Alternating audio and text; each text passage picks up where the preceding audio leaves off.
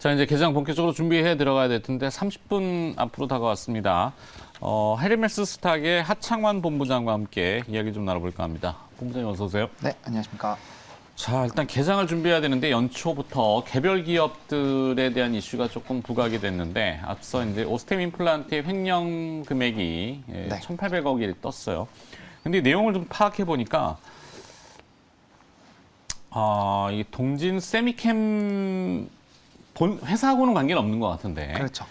10월 5일 동진 세미캠 공시를 보면은 이은식이라는 개미 투자자 분이 390만 주 지분율 7.6%를 시장가로 매입하면서 세간의 이슈가 됐습니다. 주가도 이제 확 솟았다가 내려오기도 했는데 동진 세미캠 얘기입니다. 네. 근데 이 이은식이라는 분이 오스템 임플란트의 재무관리팀장이시네요. 네. 그러면은 결국에는 그 금액이 그 금액일 수 있겠다라는 추론이 가능한데 네. 문제는 오스템 임플란트는 일단 거래 정지가 될 것 같습니다. 네. 동진 세미캠이 궁금하실 수 있어요. 근데 동진 세미캠 이게 어떻게 되는 건지 요거를 사실 민감합니다. 이제 조사나 수사가 들어갈 테지만 당장 우리는 이제 개인 투주들의 입장을 대변해야 되니까 네. 동진 세미캠을 좀 풀어주셔야 될 것 같은데. 일단은 뭐 이제 배임 횡령에 대한 주체 자체가 오스템 임플란트이기 때문에 일단 직접적인 타격은 그곳에 있겠다라고 보시면 좋을 것 같고요. 만약에 이 추론대로 본다라고 한다면 이 매도가 이미 좀 많이 상당 부분 진행이 됐습니다. 지금 이제 다 팔았어요. 네. 네, 이제 매도가 개인 대주주, 개인 개미, 슈퍼개미라고 표현을 하더군요. 네네네. 동진 세미캠을 사실 잘 사신 것 같은데 그냥 보유하셨으면 지금 대박이 났을 수도 있죠. 수익성이. 그렇죠. 네. 근데 아마 조사가 들어가니까 급급이어 판 것 같죠. 네. 네.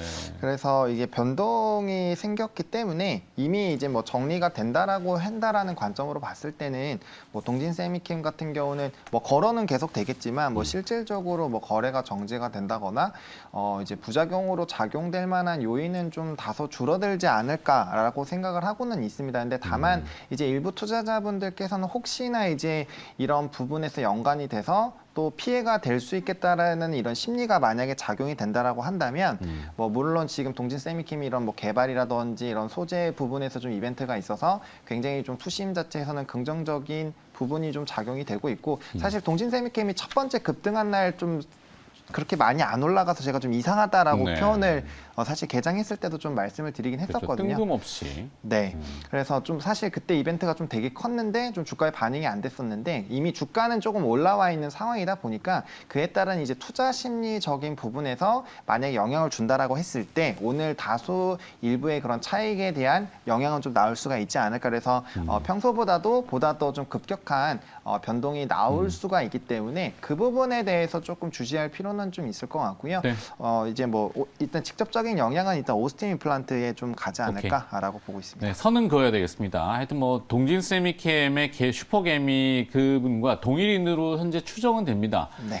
조사는 해봐야 될 것 같고, 근데 시장에서 소문이 이렇게 나기 때문에 동진 세미캠의 주주분들이 혹여나 걱정하실 수 있는데 네. 동진 세미캠 회사 본연하고는 관계가 없는 걸로. 그렇죠. 네. 자, 그러니까 너무 걱정하지 않으셔도 될 것 같다. 이제 오스템 임플란트는 조사를 좀 해봐야 될 것 같고 오늘 거래 정지 그렇죠. 그렇게 된 것 같습니다. 네. 자, 시간이 또 많지가 않다네요. 또 많은 줄 알았더니. 네. 네. 자, 그러면 하창원 본부장의 얘기를 듣고 마무리해야 될 것 같습니다. 오늘 어떤 포인트와 어떤 기업?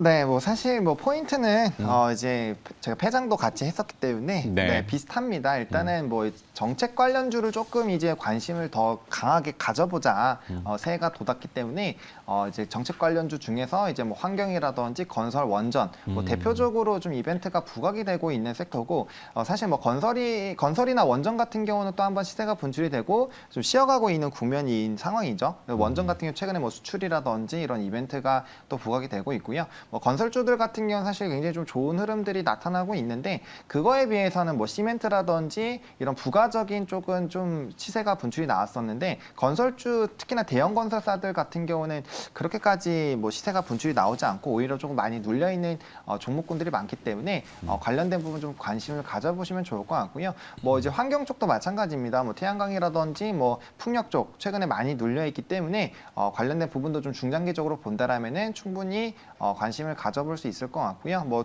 친환경적인 부분은 뭐 2차 전지라든지 아니면 뭐 이제 에너지 효율화라든지 뭐 다양한 부분으로 또 퍼져나갈 수가 있기 때문에 관련된 부분에서 좀 관심을 가져볼 필요가 있지 않을까라고 보고 있고, 일단은 여전히 이제 연말과 하루 차이입니다. 그래서 기분이 좀 다를 수는 있지만 여전히 연말에 강했던 뭐 로봇이라든지 뭐 NFT 메타버스 게임 이쪽이 좀 강한 모습들을 보여줄 가능성이 굉장히 크기 때문에 이제 계속적으로 저번 주에 강했던 흐름들이 나타나는 종목군들 지속적으로 좀 관심 가져보실 필요가 있을 것 같고요. 특히나 이제 5일부터 이제 CES가 시작이 되고 JP모건 헬스케어는 이제 10일부터 시작이 되기 때문에 그와 관련된 부분에서 이제 조금 주목을 받을 수 있거나 좀 이벤트가 있는 종목군들 좀 관심을 가져보시면 좋지 않을까라고 보고 있는 상황이고요.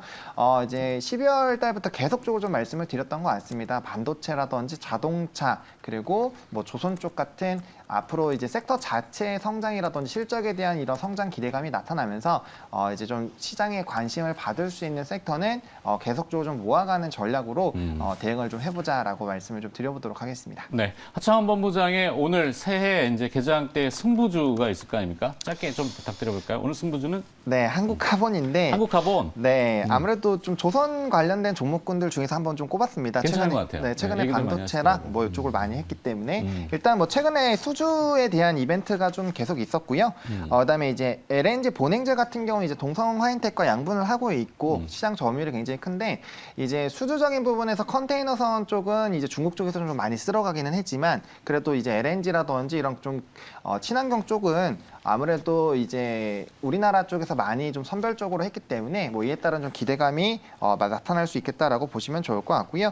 뭐 현대중공업이라든지 이제 뭐 삼성중공업 같은 경우가 이제 LNG선 추가적으로 좀 진행이 됐을 때 이에 따른 좀 수주에 대한 기대감들 뭐 계속적으로 좀 나타날 수가 있겠다라고 보면 좋을 것 같고요. 시간 있대요. 좀 천천히 하셔도 되겠네요. 아, 네. 한국카본.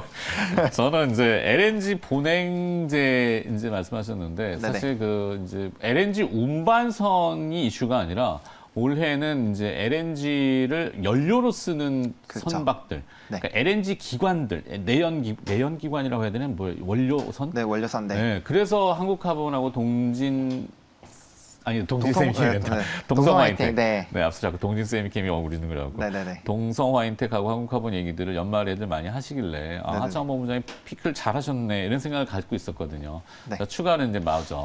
네, 그래서 이제 그쪽에 대한 이벤트도 상당 부분 좋고 수주도 지금 좀 많이 쌓여 있는 상황입니다. 그래서 특히나 올해 같은 경우는 또 수주가 더 좀 기대가 되고 있다라고 보시면 좋을 것 같고요. 말씀하신 대로 이제 액화수소 또 본행제 기술을 바탕으로 이제 뭐 탄소 섬유라든지 뭐 항공이라든지 뭐 수소 쪽 이런 모빌리티 쪽으로도 좀 확대가 가능한 상황이고 또 이 회사 같은 경우 또 이제 차량 경량화 쪽이랑도 좀 연관이 있습니다. 또 현대차라든지 뭐 다원시스 뭐 이런 쪽이랑도 뭐 아직까지 매출액 자체는 뭐 10% 이하기 때문에 조금 미미하긴 하지만 어쨌든 경량화 쪽에 대한 이런 움직임이 계속적으로 나타나게 됐을 때 기대감이 계속적으로 좀 확대가 될 수 있겠다라고 보시면 좋을 것 같고요. 뭐 항공기 쪽도 이제 방산 업체랑 이제 계약도 맺은 바가 있습니다. 그리고 이런 이제 안정적인 흐름들이 나타나는 거에 비해서 사실 주가의 흐름은 그렇게까지 강하진 좀 못한 것 같고요.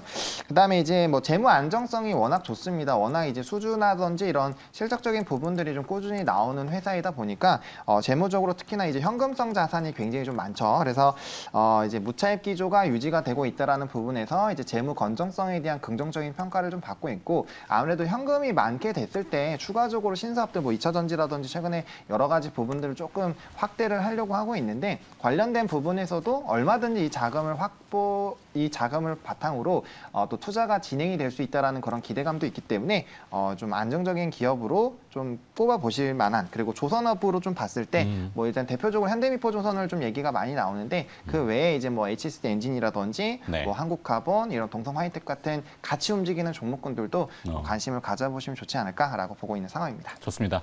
1월에 단기 이벤트에 주목하자면 일단 정책 이벤트 그리고 또 뭐 스케줄 이벤트 네. 있지만 이제 연간으로 봤을 때는 이런 그 뭐 유럽의 그 녹색 원전을 녹색 그렇죠. 에너지로 정했다는 소식이 이제 주말에 나왔기 때문에 LNG 이슈도 분명히 있었고 오늘 한국카본 얘기까지 들려주셨습니다. 자, 개장 전에 뭐 빨리빨리 진행하느라고 네, 정신이 네. 없었습니다만 함께해 주셔서 너무 고맙고요. 네. 헤르메스 스탁의 하창환 본부장이었습니다. 고맙습니다. 네, 감사합니다.